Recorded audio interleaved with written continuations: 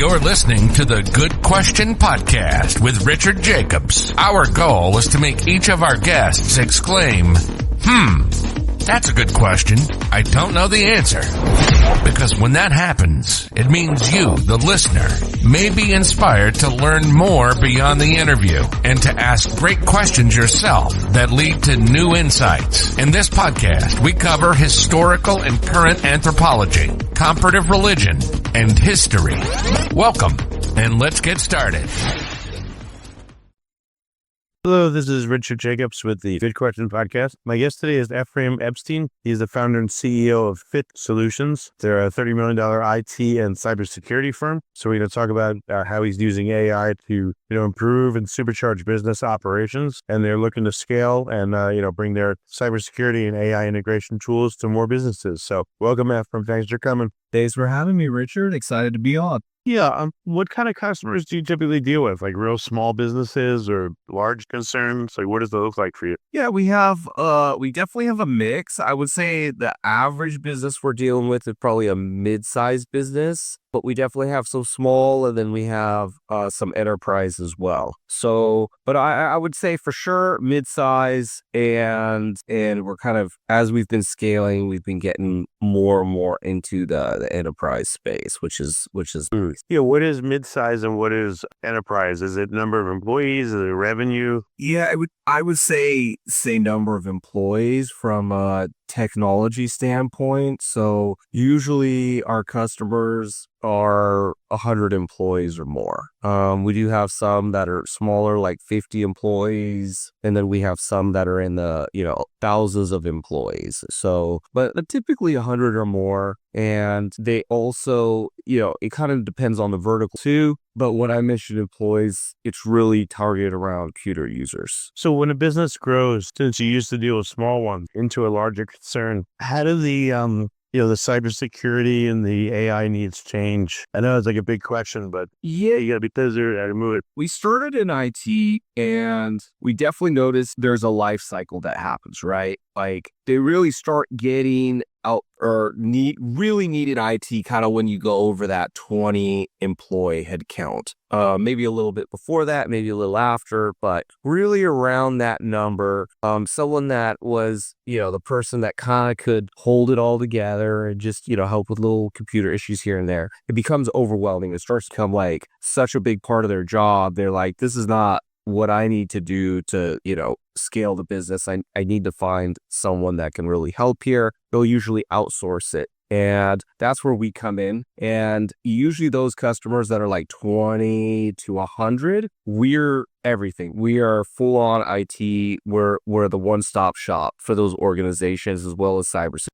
Okay. What about in terms of AI? Is AI even accessible to small companies, or do you have to be of a certain size in order for it to make sense? I think it's a combination of workload and headcount. So if they have, 100 computer users, they're probably spending an amount that it would make sense to start to bring someone in-house to help offload that. But even when they go in-house, they never fully are independent because you need trusted partners to help with certain things. And so we just shift, right? We start to become an extension, a support system to the internal team. And so that it kind of shifts. And the same thing happens with cybersecurity, but a much larger scale, because even very large enterprise companies will often outsource a lot of the cybersecurity to reduce risk. So, you could have an organization with a very large, robust internal IT team that, of course, is managing a lot of cybersecurity, but they will still have strategic cybersecurity partners or 24/7 security operations center, which we are as a partner, because one, staffing it 24/7 is very expensive. Even if they can afford it, they usually don't want to do it because of expertise and liability. And so those are kind of the two big things that we kind of notice in the life cycle. AI, though, is another game. because, the IT and cyber, if we're talking to a business owner, those are expenses you have to incur, right? And they don't add, you can argue efficiency and those are good arguments, but at the end of the day, they're paying for these services and it costs them SG&A money, right? Which takes away from the bottom line. AI is a totally different game, especially with the AI that we like to focus on. We are focused on AI that can either help add revenue or it can reduce labor in the organization so they can have a lower head count, and that impacts the bottom line. So with AI, a much smaller organization will embrace AI because it can directly impact the bottom line of the business, which IT and cyber, it's a necessary, right? It's kind of like paying rent or paying electricity or paying cyber insurance or something like that. You got to do it, but it doesn't add to the bottom line. Maybe it helps the business in some way, but it doesn't add. Where AI, it's a different game. It can directly impact headcount reduction or. We need some practical specifics here. So I was going to ask you about security first, but let's go to AI first. So what are some of the ways that AI can help a company specifically that maybe they have no idea that AI could do this? Yeah. So AI's, everyone kind of, I think, knows or are familiar with AI. So, people are using ChatGPT, Grok, Gemini, these different things. Every software's company I can think of is trying to add in AI features, which is great. But a lot of those things are automations and feature sets. And it kind of drives me crazy. I noticed as soon as ChatGPT dropped, like a week later, all these companies started calling their software AI. And I'm like, it's not AI, it's just automation, it's just workflows. That's still very, very common. So for me, the way I like to define AI is, something that's actually learning and so on. So I think there's a lot of software out there that's fluffware. There's kind of a lot of snake oil salesmen out there. What's wrong with automations? Like one thing I've used it for is marketing. I'll write up a marketing piece, and I have like 3 different audiences I want to send a piece to. So I'll write up a marketing piece and I'll tell ChatGPT, all right, please modify this slightly for this industry, and now do it again for this one. So I'll do most of the work, and then it'll do the syndication for me, which helps a lot. So it makes me more efficient. Let's say, like, so what are some of the tools? Fantastic. I mean, that's a fantastic use case. Yeah, you got to do that. And if a company's not doing that, they're behind the 8 ball. But that doesn't necessarily, that's making you better. It's saving you time. Is it reducing a head count of within your organization? Maybe at scale it is. We find that, it's a fantastic tool and time saver, but not always reducing head count. So when we attacked it, we had a lot of companies. Well, I wanted to take it from a business owner approach. I said, I want to see AI actually replace a human job where there was a human job there and now there isn't because of AI. Now that's becoming more and more common. I think there's more use cases now, but 2 years ago, you were kind of hard pressed to find good use cases. And the best use case I could find had to do with AI. You can call them chatbots, agents, whatever you want to call it, but specifically ones that could not just communicate, but actually do an actual task that a human did, and also do it over text message. Phone would be great, but phone has some serious limitations, and I haven't seen it. It's still in the works, but I think most customer service driven organizations can't rely on the phone AI to replace staff, but on texting, it works. And so we kind of went niche, and we were like, okay, let's get really good at deploying this for organizations. And so basically what we've been doing is we will set up for an organization. We'll take, these AI chatbots, agents, whatever you want to call them. Everyone's getting tons of ads for them all the time, different ones. The problem is for it to really replace a human, it takes a lot of integration because you don't want it to just text and provide information. It actually has to be able to do tasks. That usually requires interconnectivity into different softwares. I'll give you an example. Let's say we have a lot of hospitality, like hotels. So one, we want the person that's communicating to we want to trick them into thinking that they're talking to a concierge at the hotel. We don't want them thinking that they're talking to a chatbot, because they don't want to talk to a chatbot. No one does. They're like, hey, just get me to an agent, right? People don't like chatbots in that sense as a customer. So one, we want it to be so good, so conversational, so funny and witty, or, so good that it like has a name, has a personality, can throw emojis your way, can banter with you if the conversation were to go that way. So one, that's pretty difficult. And then it actually has to be able to do something. So if I'm a hotel guest, I'm communicating with the hotel concierge, and I say, I need you to make me a reservation, or I say, I need towels in my room, or hey, can you send the laundry service over? It needs to actually be able to do that without human intervention. Only then can you actually reduce the head count. That's someone sitting, one less person, either a VA or sitting at the front desk or something like that. That takes a lot of engineering. There's usually a lot of work that goes into that as far as workflows, automations, API integrations, things of that nature.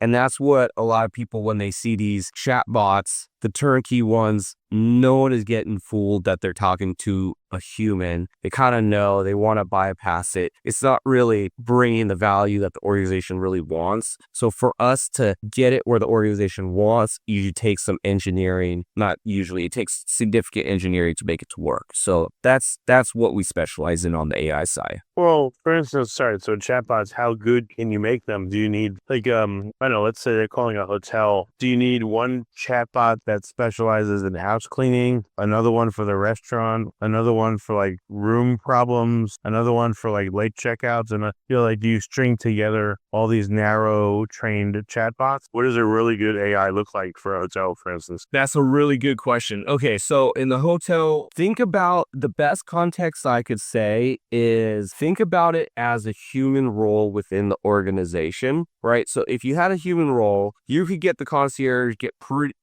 would understand the room service, would be able to know all the restaurant recommendations, know how to book you a reservation, know how to get house cleaning, know how to do all of that. That could be one AI employee, essentially, just like a human employee, one for one. But you maybe can't do it for all of the hotels if you have a chain, right? Every hotel's got more complexity, got more going on. So you would need, in real life, a human at each hotel. Kind of the same with AI. AI still has a lot of problems with hallucination, and the more complex it gets, the more stupider AI gets. Everyone thinks AI is this sentient Skynet. It's not. It's kind of dumb a lot of times.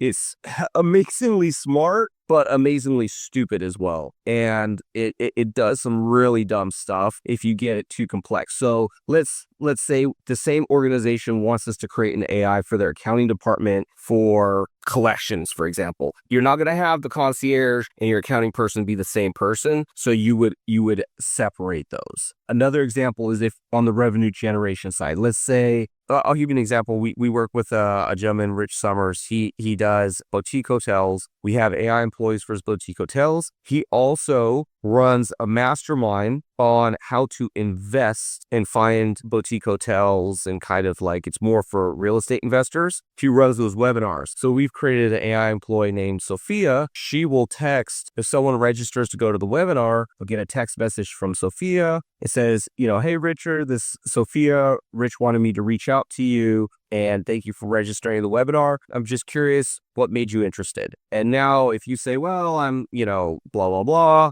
I'm, thinking about investing. She say, awesome. Are you an accredited investor, or are you trying to look for your own deals? And it will go back and forth in this conversation manner. We do a lot of things to make that AI human-like. And I would say out of the 10,000s of messages across our clients that are going out every day, back and forth conversations, only if there is a hallucination or a mess up do they recognize. I'd say 98, 99% of people think they're actually talking to a human. So if you log exceptions outside the knowledge base, like if I call and I ask you something crazy, or just, we don't usually get that question. Do you guys flag that? And then, AI is like, we want the AI to kind of notify a real person. I'll give you an example. So you can train the AI just like a human. So you had a human employee, and a customer asked them something crazy, depending how you trained the human employee, you could say, hey, look, if they ask you anything outside of your job scope, don't answer them. Just say, redirect them. Or, well, let's say it's a hotel. Let's say it's a hotel and I have 2 rooms and, my wife and kids are on the floor below me. And I call and I'm like, hey, can you move my room so it's next to my wife's room? Something like that would probably be unorthodox normally. And maybe the AI wouldn't be trained on it. Or, I don't know, something like that, like something unusual. yeah, that's a great thing. So what you would do. So this is the amazing thing about this is because I talk about how stupid AI can be, but here's the amazing thing. If you got real AI, like a ChatGPT, Gemini, or Grok, those are real AIs. If someone said, I'll give you a real live conversation. Someone said, hey, I'm coming, I'm the concierge. If you need anything, you have big questions or you trouble checking in, let me know. They say, hey, we like to play darts. I'd like to know in the area where we could play darts. That AI was not trained on how to answer that. We never even had that question before. And AI handled it flawlessly. It said, hey, here's the 2 places within a couple miles that have dartboards that you might like. And it gave them like the Princess Pub and another place, and they were super stoked. Another person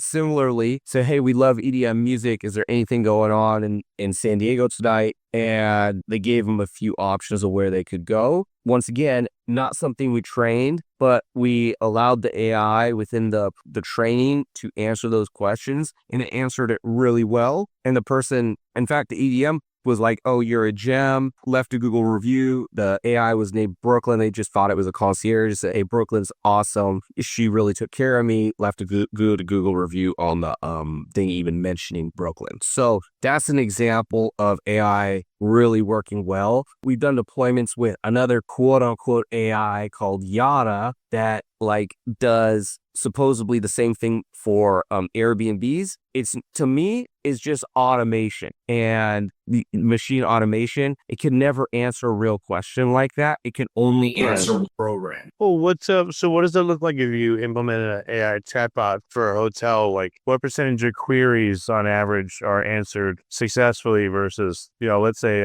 after you run 1,000 calls through it or something, how much better does it get? What are the limits of it? Yeah, it gets better. So that's where kind of the ongoing program, and what tends to happen, I'll give you an example. The customer, they start with a certain thing and then they're like, oh, I want the AI to be able to do this. I want it to be able to unlock doors so we don't have to have it ping us to unlock it when a door needs to be unlocked. Oh, I need it. I'll have it communicate straight. I want it to send a text message directly to house cleaning when someone needs towels and they get a text message on their WhatsApp or whatever, and then they go and bring the towels. Like that those are examples. So you constantly keep just adding more integrations and features and training. I would say, usually to start, you're going to have in the first few months, probably 80%, 70-80% of what you need it to do, it can do. And if it gets stuck, it just says, hey, that's a great question. Let me get one of my colleagues to help with this. Can we give you a call right now or something like that? And then it has to loop in a real human that can watch the conversations, or it can text them to let them know they have to help. But over time, I say in the high 90%, depends. That's with the hotel concierge. If, for example, we're setting up for sales or something like that, it depends on the task that you're getting it trained on. As far as response ratio, like in the hotels, we're getting probably maybe 74, we're getting around a 74% response ratio. So that means 74% of guests that are staying at the hotel actually go into text communication with the AI, thinking they're talking to a concierge, and actually ask things. In fact, we've noticed specifically on the hotels, but just across the board, people rather text than call. So people are more likely, if, for example, they want water in their room or they want something, they're less likely to pick up the phone and call the front desk, and they're more likely to send a text, even for something like, hey, I need towels. They just don't want to call, they want to text. Oh, so I haven't seen this. I've been in hotels recently where they would text me, this is Bob from the front desk. How was your check-in? But I haven't seen anything in the room that says need front desk help? Text to 345. Yeah, we don't. We text the guest. So you'll notice big 5-star hotels have been doing real human concierge. The first time I experienced it was several years back. I stayed in Cabo, a big, nice 5-star hotel. I got, I check in, blah, blah, blah. after I check in, shortly after I check in and get to my room, someone texts my cell phone and it's the concierge guy. Hey, I want to introduce me. I'm going to be your concierge. It was all inclusive. So you want any of the restaurant reservations, you let me know. You need anything, let me know. I ended up texting with them all weekend on anything I needed. It's basically the exact same thing, but it's AI. Trick that really makes it effective is if they think it's a real human, just like at that hotel, it was a real human. So that's the magic. And we do things we do to make them think that it's a real human is one first step. We give the AI a name and a personality. So it's important because that personality starts to come across the conversation. So it made me think of, you're talking to an AI named like Susan and you're pissed and you're like, I want to speak to the manager. It's like, all right, hold please. And then another AI comes on like, this is Bob, the manager. How may I help you? And maybe the Bob AI does have different sets of permissions and is able to do different things. Maybe you could do something like that. That's the future. It hasn't gotten quite that far yet in any of the deployments for any companies in a real life demonstration that I've seen. But I think what you're describing is not far off. I mean, Amazon, if you've ever done a return on Amazon, and you've used their chat, be sure to do it. It's all AI. It'll approve the return, help you with the issue. It's pretty awesome, actually. And that's probably a pretty use case. But even in that, if they said, I want a manager, you're going to get a real manager. I think it's programmed in that advanced yet. Especially with the deployments we've been doing, hasn't gotten that advanced yet. The other type of AI is more on the revenue generation side. So there's a lot of ads out there right now, like, AI marketing team, AI sales team, AI appointment setters, blah, blah, blah. Almost all of them are crap and not going to deliver on what they're promising. And most of it is software, not real AI. The only ones we've really seen that really work, take a lot of work to actually integrate, make it work, and it takes time. There's also, especially when it comes texting, the cell phone carriers are getting really, really strict. So you got to understand the rules that the cell phone carriers and what's legal, and be able to work within those rules so that you don't get shut down. To get a cell phone number, you have to go through a registration process called A2P, and it's kind of annoying and long process. They want to see your EIN, your article, your corporation. They want to see your website. They want to see where you have opt-in language, privacy language on your website, all this. It sounds like getting an insurance policy or a merchant account. It's like getting a license at the DMV is what it's like. And once you get it, then they leave you alone as long as you... No, they'll leave you alone. So now you've got your, let's just say 2-3 weeks later, and we help through that whole process because we have to deal with it all the time. It's a pain in the butt. Sometimes they reject us for no reason. We got to reapply, blah, blah, blah. All right, now you have your cell phone number. You're being monitored by the cell phone carriers. And there's a lot of words. There's over 700 words that you are not allowed to say on text message. It's a lot of words, and the list keeps growing. So I'll give you 2 words. Jackpot, you can't say wine, which super, you're like, why can't I say wine? What if I'm a winery? You can't, I don't know if that's what, they made that thing up. So I'll give you 2 examples where we had the AI, the messages got blocked. One is both are the hotel concierge, not even sales side, just simply communicating, and someone said, hey, I want to know about a winery. And if you give a recommendation, say, hey, this place has great wine, boom, now the message doesn't get through or you get flagged. And we know how to get around that. So what we do, so it can say the word wine, so we'll say the word wine, it put a wine emoji with no space, so it looks like it's one long word. And, it looks human-like because people type like that anyway. And second, now you're not flagged. But you got to know all those things. It's super hypercritical when you're doing it via cell phone, because if someone blocks you or says report junk, you only need 1% to get put on timeout. So you send 100 messages, one person does it, maybe not in the first 100, but let's say I got messages, an email. Come here, 10 ridiculous.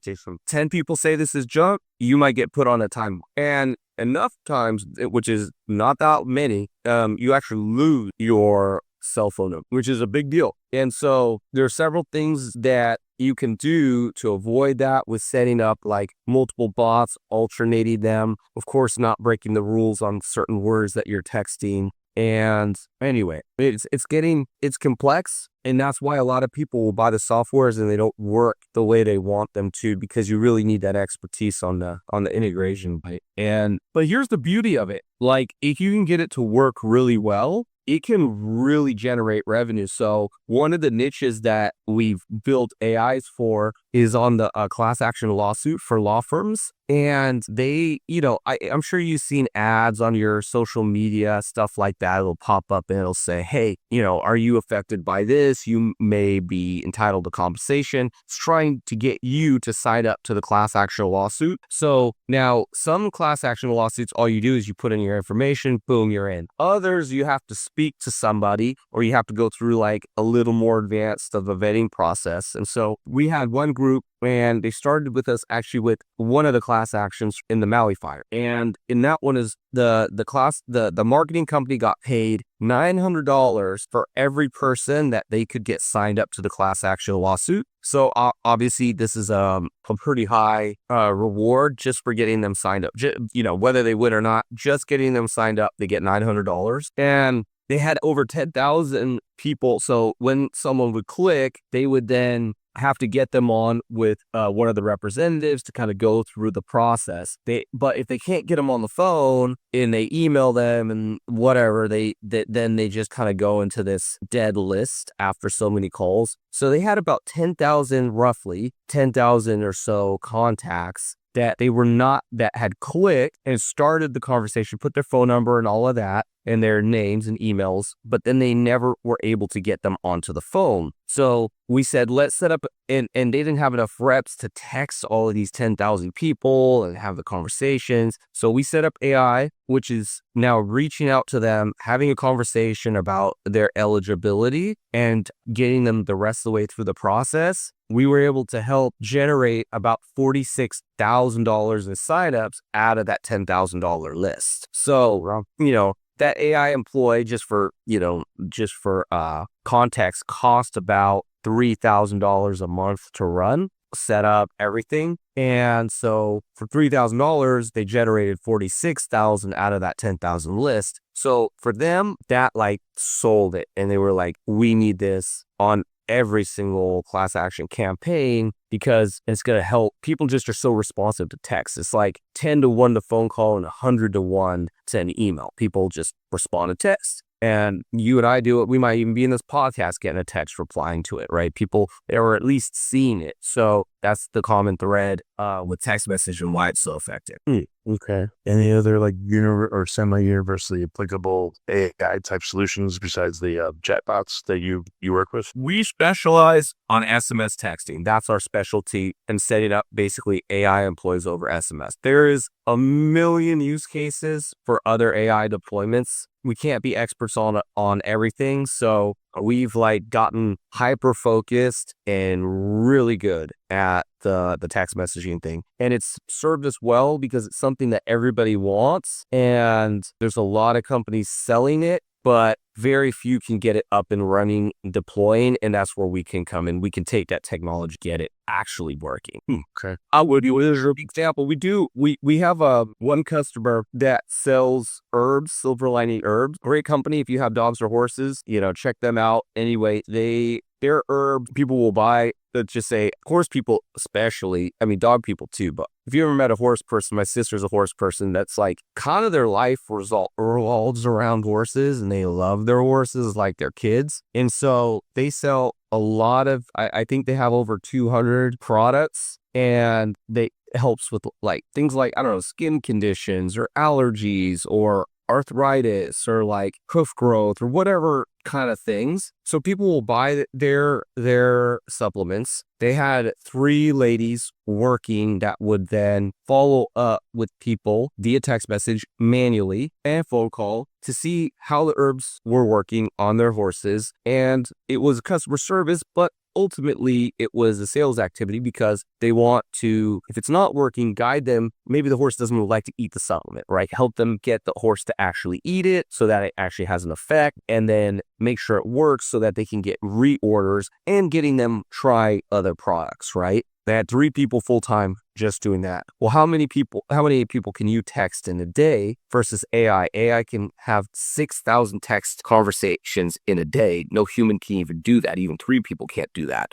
Right. So we built out a very complex AI deployment for them. And the AI employee's name is Sarah. And it's trained on all 220 something supplements, over 400 treatment protocols, and it's super personable. So we have it like checking in every few weeks, keeping the conversation going. And on these conversations, it's kind of crazy because people will, when they talk to someone at Silver Linings, they're like, oh, say hi to Sarah. She's been just absolutely amazing. People are sending pictures of their horses to Sarah because once again, they don't know that Sarah's AI. They think she's working in the office. And in fact, it's gotten so extreme that people have been talking to Sarah for months and we're like, shoot, if they figure out that Sarah's AI, I think they're going to feel some kind of way. They're going to feel like they've been had. And Well, some people have told me that people don't mind when they say it, as long as you say it up front, Well, yeah, but you defeat the efficiency by them knowing that it's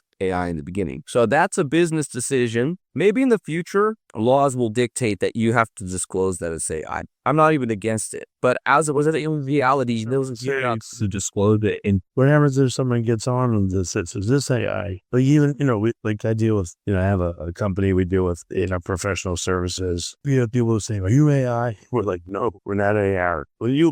Yeah, it's a great question. So can you get the AI to lie? Yes, you could. We don't recommend that. What we recommend to customers is 1 of 2 things. So the first thing is that you can say, if they ask that direct question, and usually they only ask it if AI does something dumb, like it's the flow of the conversation is weird, or it's like repeating itself, or it hallucinates, something like that. That's usually when they'll ask. So if the AI deployment is good, they almost never ask. And what all they do. So I'll give you an example, like things you can do. But this is where we have to create automations and workflows because AI, this is where it's dumb. So if you ask me for some information, I know you ask the AI for some information, think it's a human. The AI responds to you with said information. You're happy that you got the information, so you put a thumbs up on the text message. AI is dumb. It's going to reply to your thumbs up. It's going to be like, thank you for giving a thumbs up. Because AI always is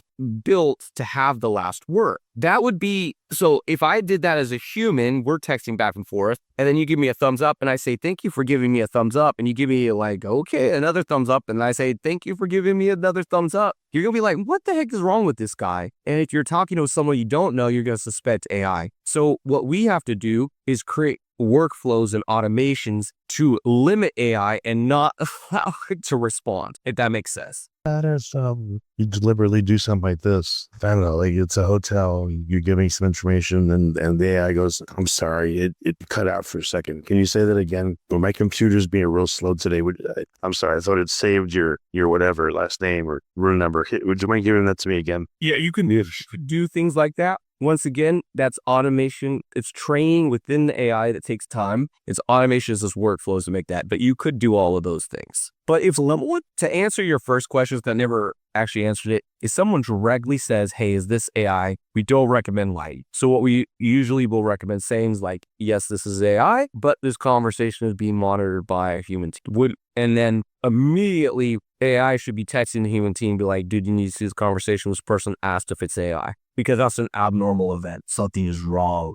Or we could have, yes, it's AI. If you want to continue talking, that's fine. Otherwise, I can get a human on the line, if it's something about it. But where was your at? You can do that. Another thing you can do to avoid this situation, which there's big pros and cons to both, is instead of giving the AI a name and its own personality, you actually give it the name of a real human that works within the organization and get the AI to mimic their personality. Now, where they say, hey, is this Richard or is this AI? You're like, would you like, instead of saying yes or no, you just say, hey, no, this is Richard. You want me to call you right now? We could jump on a call. Now they could call the cell phone number. It would ping you the real Richard, like, hey, this person is asking about AI. You could call them, or they could call the phone number and it rings gets forwarded to your actual line. So That's another thing. But, there's definitely some pros and cons to that. One of the cons is now if you got thousands of text messages going, you can't read them all. Now, you could kind of monitor them, be alerted when things are off, but more text messages, the more less.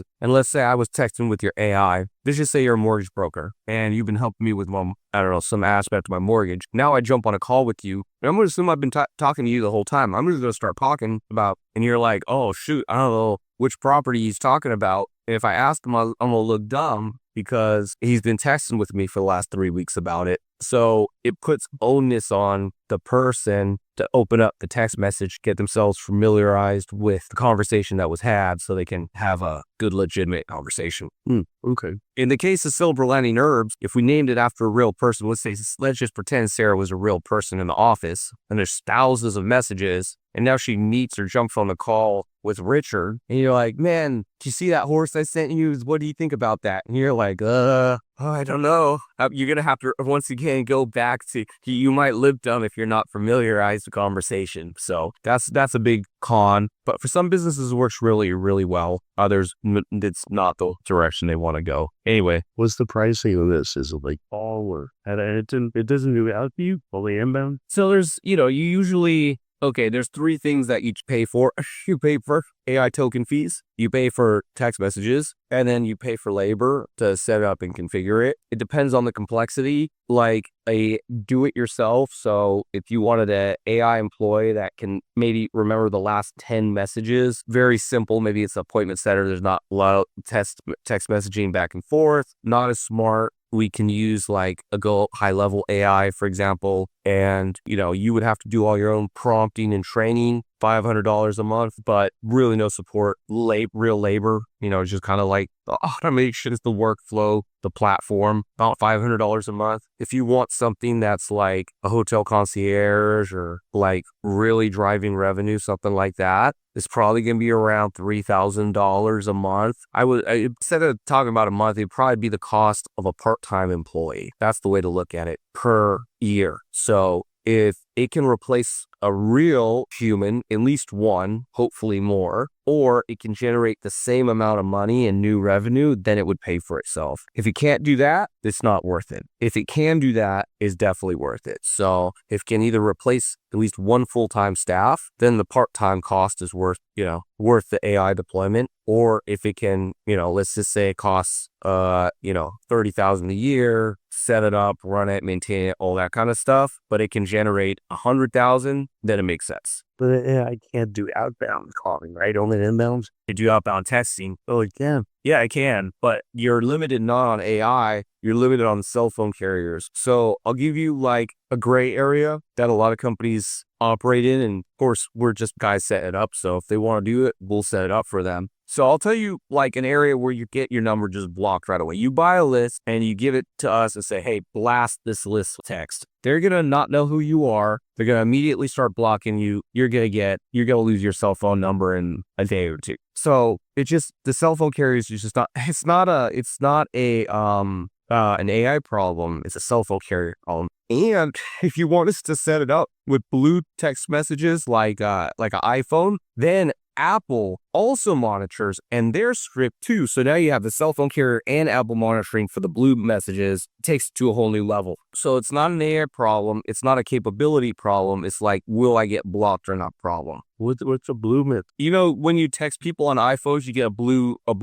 bubble versus a green bubble. You use Android. Android. So you don't care because you just get green. But a lot of people that are on want it to look like it's coming from an iPhone. So the blue bubble is what facilitates that. On Android, it doesn't matter. But, okay, outbound text message. I'll give you an example where it works. If I text you and I say, hey, Richard, this is Ephraim with ABC Company. We had a conversation a few years ago about taxes. I just wanted to personally reach out and see how your tax strategy was going this year. I'd love to give you 2 things that changed in the tax laws this year that might be useful to you. You probably won't block even if you don't reply because one, even though you didn't know me, I didn't just text you with no name. I knew your name and I gave you my name. And I said where I'm calling you from. And if it's something that you're familiar with, like, oh yeah, we consulted with them a couple of years ago, you just assume it's a real person. You may not reply, but you're probably not going to block me. So a lot of companies have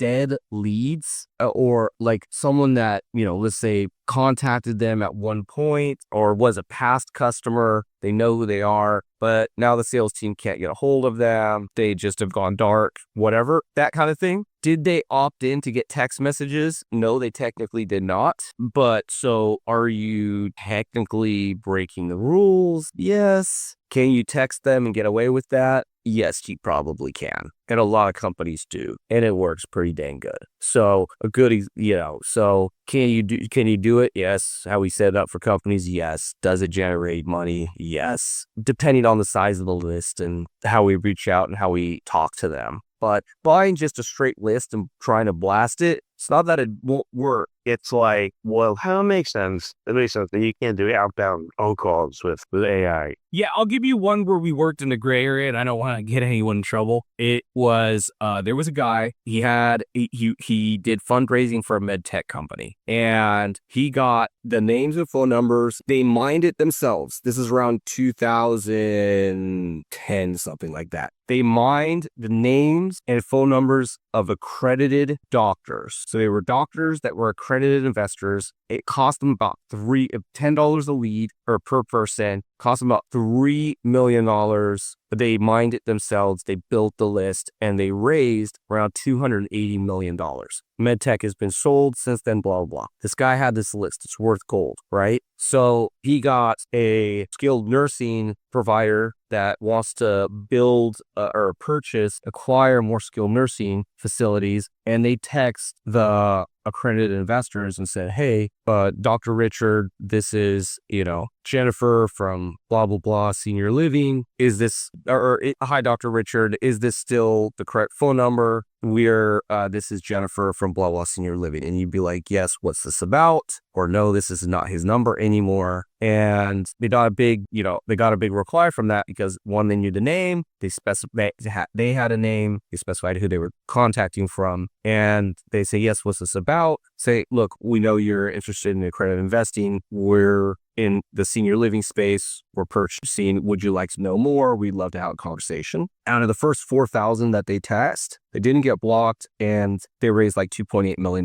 in investments out of 4,000 contacts. And they have 300,000. I mean, the list is old now, so let's just say 25% is not good anymore. It's still over 200,000 good numbers. And they raised a lot of money. It was a really good setup that we did, and they paid for themselves easily with the cost of setting up that AI. Okay. Well, very good effort. We're like kind of over time, but what's the best way for people to get in touch with you? Where can they go? Yeah, absolutely. You can. I'd love to be connected on LinkedIn and Instagram. My Instagram handle is Kingspear, KINGSPEAR.